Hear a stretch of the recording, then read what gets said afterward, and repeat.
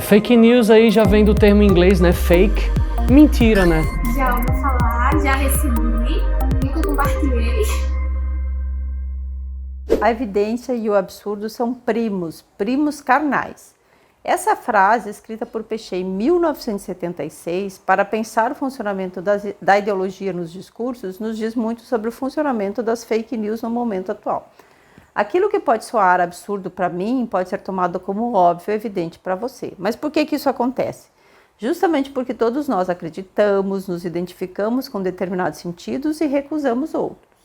Então, aquele sentido que eu já tomo como evidente, ainda que ele não esteja pautado em fatos verídicos, pode ser lido como verdadeiro. Daí podemos pensar essa parentalidade, metáfora usada por Pechet, entre a evidência e o absurdo. Nas fake news, em algum momento, esses dois efeitos se encontram. E você, já compartilhou ou recebeu uma fake news?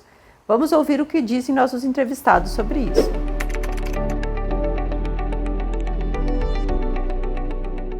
Compartilhar, eu não, pelo menos não que eu me lembro, porque toda vez que eu recebo uma notícia, eu faço questão de pesquisar, para saber, porque eu tenho certeza de que eu não estou compartilhando nada errado.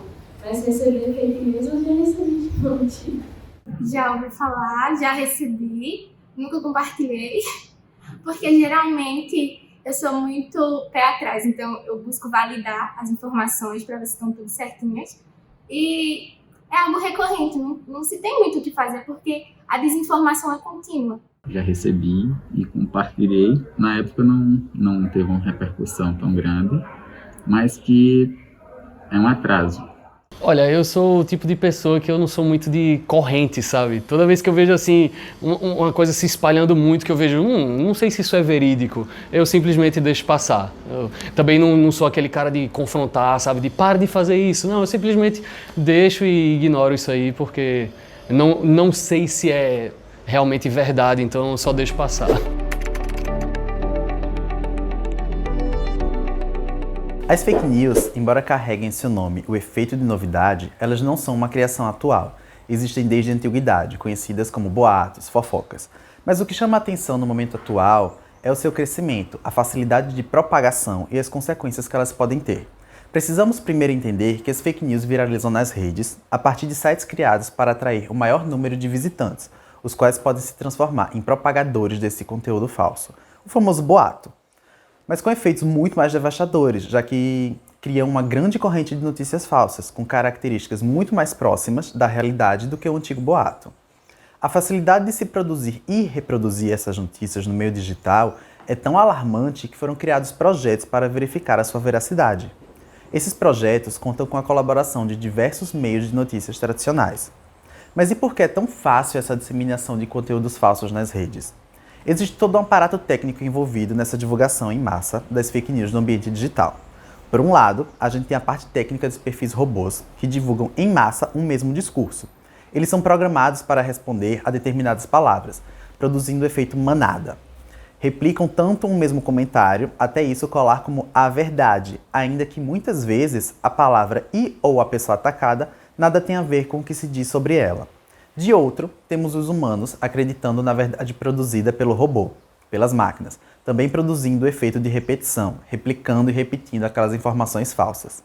Vejamos esse funcionamento no vídeo divulgado pela mídia Ninja, que explica um teste feito pelo jornalista Ricardo Correia. O jornalista Ricardo Correia escancarou o sistema de robôs no Twitter com uma postagem simples. Fazendo um teste aqui, gente, já explico. Lula Pereira foi técnico da Ponte Preta, lembram? Ele nunca foi candidato a nada. Nasceu em 6 de junho de 1956. A morte de Lula foi confirmada em 7 de fevereiro de 2021. Em seguida, recebeu uma infinidade de comentários agressivos nessa publicação teste. Mas por que será que o Lula Pereira da publicação de Ricardo merecia tanto hate? Porque o teste que Ricardo fez os robôs se voltarem contra eles mesmos. Olha só, os robôs são contas automatizadas que reconhecem palavras e hashtags e automaticamente disparam comentários contra elas. Funciona assim. Cada conta tem um nome e uma foto, são feitas para parecer com gente de verdade. Um sistema automático identifica algumas palavras e comentários são gerados por inteligência artificial e publicados na rede. No caso do tweet de Ricardo, a palavra Lula chamou a atenção.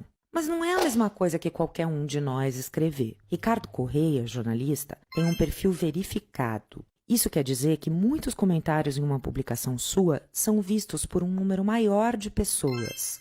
Isso acaba desencadeando uma série de hates também vindos de pessoas reais que não se dão nem ao trabalho de ler a publicação antes de comentar. O teste do jornalista foi um sucesso para escancarar a máquina de automação. Se Ricardo falasse sobre Lula Molusco, por exemplo, talvez toda essa descarga de ódio fosse em cima do amigo do Bob Esponja. Redes como Facebook e Instagram apresentam modos de pagamento para promover conteúdo. No Twitter temos os robôs, ou sistemas automatizados que divulgam em massa uma informação que se busca viralizar. Quando somamos essas ferramentas com a facilidade de compartilhar uma notícia chamativa de maneira rápida e despreocupada com a verdade, temos a propagação das fake news sem freio, sendo esse compartilhamento feito por meio de um simples toque de botão, sem necessidade de se buscar a veracidade da informação. Muitas vezes, quando as pessoas que compartilham as notícias falsas são confrontadas com a pergunta "de onde veio essa informação?", a resposta é "li no Face, no Twitter, recebi no WhatsApp" e por aí vai. Esses meios concedem a essas informações o título provisório de verdade. E você, costuma verificar o conteúdo das informações que recebe, como fazem Noemi e Maria Isabelle? Compartilha ou deixa pra lá, como faz Ailton? Mas como podemos definir as fake news?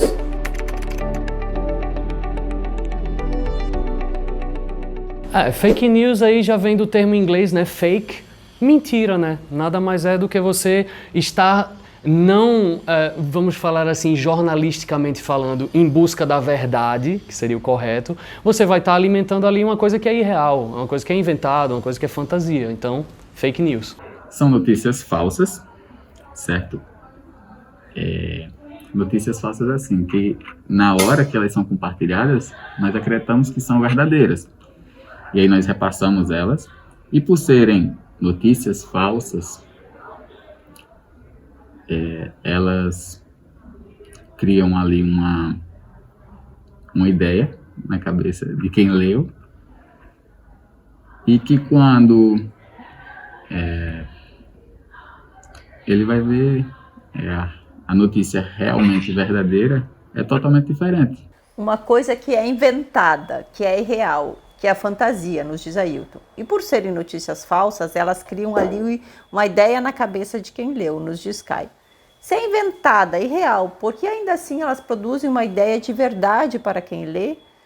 Porque, como comentamos no início do vídeo, a pessoa que acredita na fake news se identifica com o sentido que ali está. Quer acreditar naquilo, ainda que seja um conteúdo falso. Tomemos um exemplo. Recentemente circulou nas redes sociais uma deepfake na qual Renata Vasconcelos, a apresentadora do Jornal Nacional, divulga uma pesquisa eleitoral falsa, invertendo o percentual das intenções de voto em Lula e o atribuindo a Bolsonaro.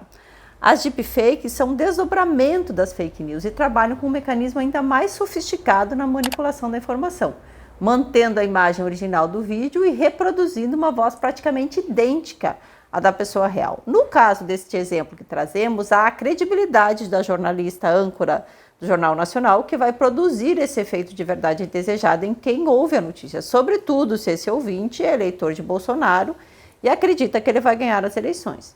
Portanto, o que as fake news e seus desdobramentos, como as deepfakes, produzem são efeitos de verdade, de novidade, de informação, colocando em jogo uma disputa entre o que pode ou não ser considerado fake e o que pode ou não ser considerado verdadeiro. E a quem interessa essa disputa? Que relações de poder estão por trás da fabricação de uma notícia falsa? Importante refletirmos sobre esses questionamentos para entendermos que quando a gente fala em efeitos, estamos apontando para a distorção da verdade, a distorção dos sentidos e a manipulação da informação, o que produz como consequência a desinformação.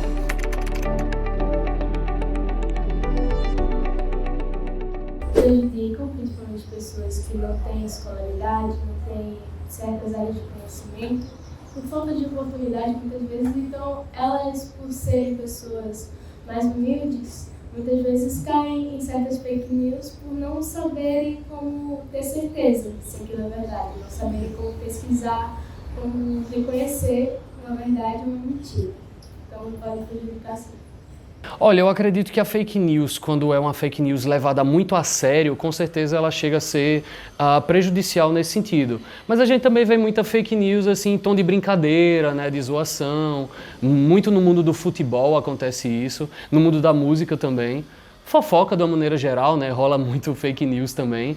Mas, assim, na minha opinião, acaba não sendo uma coisa que chega tão profundamente. Já no âmbito mais político, aí eu já acho que fica um pouco mais ofensivo, né? Porque política não é uma coisa que ninguém brinca com política, né? Sempre se leva muito a sério as ideologias, as ideias, quer queira, quer não, a política reflete na sociedade diretamente. Não é uma coisa muito de entretenimento. Então, eu acredito que a fake news, nesse âmbito, ela fica bem ofensiva mesmo. No sentido de desinformação, que é a informação que deveria chegar, pode até chegar, mas de forma errada. É um exemplo, a Covid, por exemplo. O pessoal acha, tem muita gente hoje em dia que ainda acha que se tomar a vacina vai ter sintomas irreversíveis.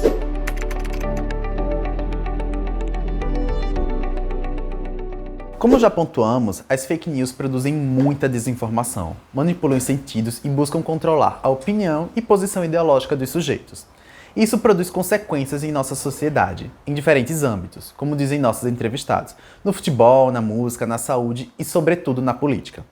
Entendemos que, no âmbito da política, que é algo que nos estrutura enquanto sociedade democrática, as consequências são mais graves, já que elas podem causar uma desestabilização da nossa democracia, ao manipular, por exemplo, a escolha dos eleitores por um candidato X ou Y.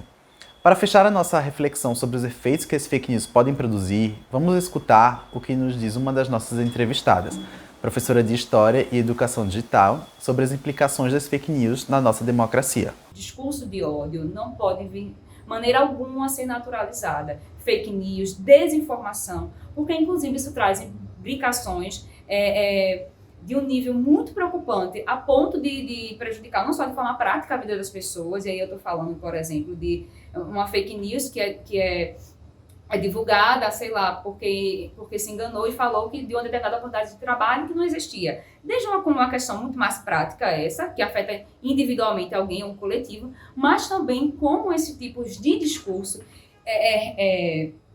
relacionados a discurso de ódio, a fake news, como eles também ameaçam a democracia, como eles, principalmente nesse ano de eleição, né, num período que nós vivemos aqui na nossa realidade brasileira, né, como isso pode, inclusive, vir a manipular o resultado de eleições democráticas no nosso sistema.